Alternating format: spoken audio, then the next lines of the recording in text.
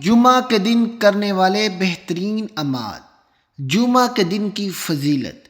حضرت علی علیہ السلام سے روایت ہے کہ میں نے رسول اللہ صلی اللہ علیہ وسلم سے سنا کہ جمعہ کے دن شیطان لوگوں کے پاس جھنڈے لے کر بازاروں میں آ جاتے ہیں، جبکہ فرشتے رجسٹر لے کر مسجدوں کے دروازے پر کھڑے ہو جاتے ہیں اور مسجد میں آنے والوں کا نام تحریر کرتے ہیں۔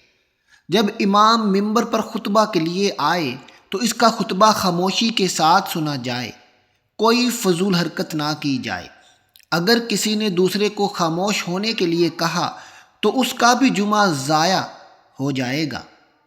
ناظرین اکرام، حدیث نبوی صلی اللہ علیہ وسلم ہے، جس نے جمعہ کے دن غسل کیا اور غسل کروایا اور صبح صبح مسجد کی طرف چلا گیا، امام کے قریب ہو کر بیٹھا، لغویات سے محفوظ رہا، اسے ہر قدم کے بدلے سال بھر کے روزوں اور سال بھر کی راتوں کی عبادتوں کا ثواب ملے گا۔ غسل کرانے کا مطلب ہے کہ جمعہ کی شب اپنی بیوی سے ہم بستری کی تاکہ خود غسل کرے اور اسے بھی غسل کرائے۔ اس لیے شب جمعہ ہم بستری اہل علم کے نزدیک مستحب عمل ہے۔ حضرت ابو ہریرہ رضی اللہ تعالیٰ عنہ سے روایت ہے کہ رسول اللہ صلی اللہ علیہ وسلم نے حضرت ابو ہریرہ رضی اللہ تعالیٰ عنہ سے فرمایا، ہر جمعہ غسل کیا کرو، اگرچہ تمہیں غذا کے عوض پانی خریدنا پڑے۔ علماء کرام کے نزدیک جمعہ کا غسل مستحب ہے۔ غسل کا وقت صبح صادق کے بعد شروع ہوتا ہے، لیکن بہتر یہ ہے کہ مسجد میں جانے سے پہلے غسل کر لیا جائے، پھر بلا تاخیر مسجد کو چلا جائے۔ رسول اللہ صلی اللہ علیہ وسلم نے فرمایا، جو شخص جمعہ کی رات میں سورۃ الدخان پڑھے گا تو اس کی مغفرت کر دی جائے گی۔ ایک روایت میں آتا ہے کہ جو شخص جمعہ کی رات میں سورۃ الدخان پڑھے گا تو 70,000 فرشتے اس کے لیے دعائے مغفرت کریں گے۔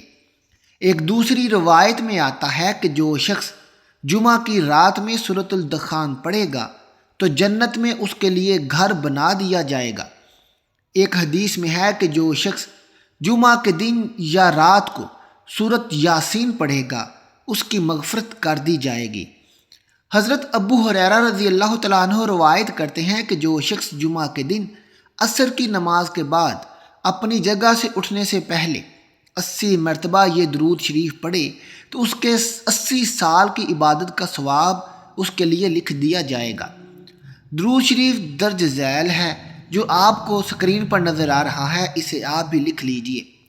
ناظرین، جمعہ کے دن صلاۃ التسبیح کا پڑھنا بھی ثابت اور بڑے فضائل میں شامل ہے۔ آپ صلی اللہ علیہ وسلم نے اپنے محبوب چچا حضرت عباس رضی اللہ تعالیٰ عنہ کو اس کی تاکید فرمائی تھی۔ رسول کریم صلی اللہ علیہ وسلم نے فرمایا، جو شخص جمعہ کے دن صبح کی نماز سے پہلے 3 مرتبہ یہ استغفار پڑھے گا تو اس کے گناہ خواہ وہ سمندر کے برابر کیوں نہ ہوں معاف ہو جائیں گے۔ استغفر اللہ الذی لا الہ الا هو الحی القیوم واتوب الیہ۔ رسول اللہ صلی اللہ علیہ وسلم جب جمعہ کے دن مسجد میں داخل ہوتے تو دروازے پر کھڑے ہو کر یہ دعا پڑھتے تھے۔ ناظرین، یہ دعا آپ کو سکرین پر نظر آ رہی ہے، اس کو بھی نوٹ فرما لیجئے، ہو سکے تو اس کو بھی لکھ لیجئے۔ رسول اللہ صلی اللہ علیہ وسلم نے فرمایا، جو شخص جمعہ کے بعد قل هو اللہ احد، قل اعوذ برب الفلق اور قل اعوذ برب الناس 7 مرتبہ پڑھے گا تو اللہ تعالیٰ ایک جمعہ سے دوسرے جمعہ تک اسے مصائب اور برائیوں سے محفوظ رکھیں گے۔ حضرت ابن عمر رضی اللہ تعالیٰ عنہ سے روایت ہے کہ جو شخص شب جمعہ کو سورۃ کاف پڑھے گا اس کے قدم اور آسمان کے درمیان ایک نور ہوگا جو قیامت کے دن روشن ہوگا، اور 2 جمعہ کے درمیان کے گناہ اس کے معاف کر دیے جائیں گے۔ رسول اللہ صلی اللہ علیہ وسلم نے فرمایا، جو شخص جمعہ کی نماز کے بعد سبحان اللہ العلی العظیم و بحمدہ کا 100 مرتبہ پڑھے تو اللہ تعالیٰ اس کے 1000 اور اس کے والدین کے 24,000 گناہ معاف فرمائیں گے۔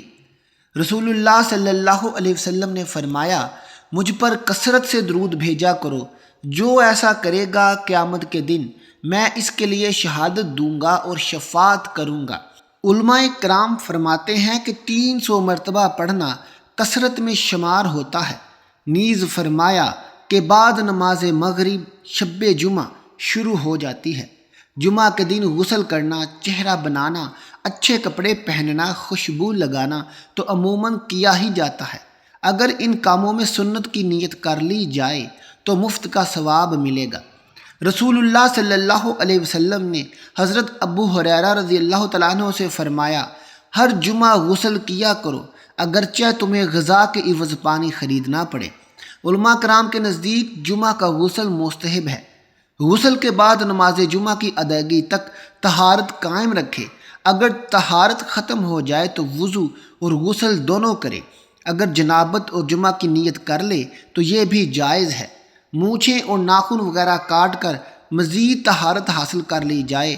اچھا لباس پہننا چاہیے، بہترین لباس سفید ہے۔ پگڑی بندھے اور چادر اوڑھے، کیونکہ ایک حدیث میں ہے کہ فرشتے جمعہ کے دن پگڑیوں والوں کے لیے استغفار کرتے ہیں۔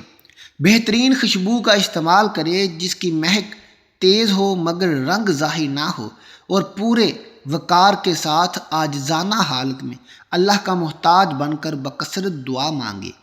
رسول اللہ صلی اللہ علیہ وسلم پر درود بھیجے۔ مسجد کی طرف جاتے ہوئے اللہ کے دیدار کی نیت کر لے۔ فرائض اور مسجد میں وقوف کرتے وقت اللہ کا تقرب پیش نظر ہو۔ مسجد کے راستے میں اپنے اعضاء کو لہویات اور لغویات سے بچائے۔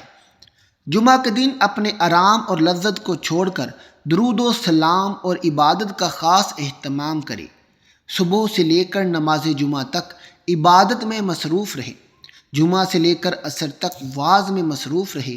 عصر کے بعد سے مغرب تک تسبیحات و استغفار کرتا رہے۔ ناظرین، جمعہ کے علاوہ بھی لا الہ الا اللہ کا ذکر ہی افضل ہے، یعنی اللہ کے علاوہ کوئی معبود برحق نہیں ہے، وہ تنہا ہے، اس کا کوئی شریک نہیں، اسی کے لیے ملک ہے، عظمتیں ہیں، وہی موت اور حیات کا مالک ہے، وہ ہمیشہ سے قائم ہے، اسے فنا نہیں، اس کے ہاتھ میں تمام بھلائیاں ہیں اور وہ ہر چیز پر قادر ہے۔ دوستو، جمعہ کے دن غسل کے بعد سے نماز جمعہ کی ادائیگی تک طہارت قائم رکھے۔ اگر طہارت ختم ہو جائے تو وضو اور غسل دونوں کرے۔ اگر جنابت اور جمعہ کی نیت کر لے تو یہ بھی بہتر ہے۔ حضرت ابو صالح ابو ہریرہ رضی اللہ تعالیٰ عنہ سے اور وہ رسول اللہ صلی اللہ علیہ وسلم سے روایت بیان فرماتے ہیں، جو شخص جمعہ کے دن غسل کرے پھر پہلے لمحے جمعہ کے لیے نکل جائے تو اسے ایک اونٹ قربان کرنے کا ثواب ملتا ہے۔ جو دوسرے لمحے میں پہنچے اسے گائے کا، جو تیسرے لمحے پہنچے اسے سینگوں والے دمبا کا، جو چوتھے لمحے پہنچے اسے مرغی کا، جو پانچویں لمحے پہنچے اسے انڈے کا ثواب ملتا ہے۔ پھر جب امام ممبر پر آ جاتا ہے تو فرشتے بھی خطبہ سننے کے لیے بیٹھ جاتے ہیں۔ پہلا لمحہ نماز فجر سے شروع ہوتا ہے، دوسرا لمحہ سورج کے بلند ہونے پر شروع ہوتا ہے، تیسرا لمحہ دھوپ پھیل جانے پر ہوتا ہے، چوتھا لمحہ زوال سے پہلے اور پانچواں لمحہ زوال کے بعد یا سورج کے قیام کے وقت ہوتا ہے۔ ناظرین، یہ تھی آج کے جمعہ کے دن کی فضیلت۔ آپ سے گزارش ہے کہ جمعہ کے دن یہ تمام کام آپ لازمی کیجیے گا۔ میرے چینل کو سبسکرائب کریے۔ ملتے ہیں اگلی ویڈیو کے ساتھ۔ اللہ حافظ۔